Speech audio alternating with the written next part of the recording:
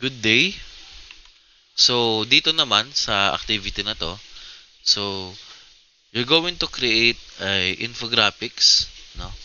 So, bawat strand may kanya-kanyang ah, example or theme sa paggawa ng infographics. So, sa STEM, any field in technology ang gagawin yung infographics. Okay? Then naman sa mga HE, you're going to create about an infographics about Philippine provinces or tourism. So, ayun yung gagawin yung infographics. So, ito, magkakaroon tayo dito ng criteria, no? So, sabi dyan, kapag nakuha mo naman lahat ng criteria, no, automatic 5 points. Yes or no naman din ang tanong dyan. So, for example, nakuha mo lahat ba ng requirements? Kapag yes, so, pasok tayo dito. Um, medyo objective na to kasi is it either 4 medyo nakuha niya naman, so 4 kapag nakuha niya lahat, automatic 5 points.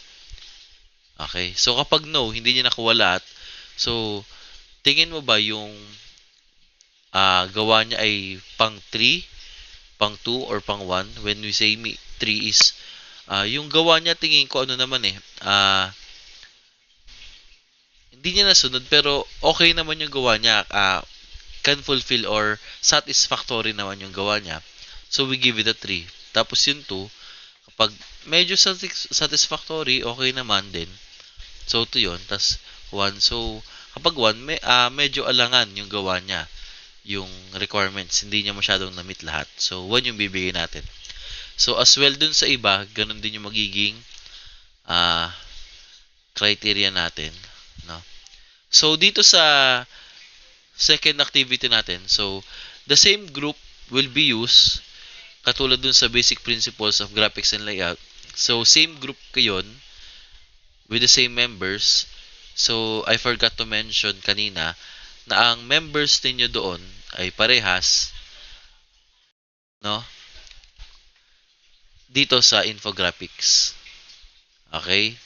So, hindi kayo magpapalit ng members. And also, you are the one to choose kung sino yung mga ka-member ninyo.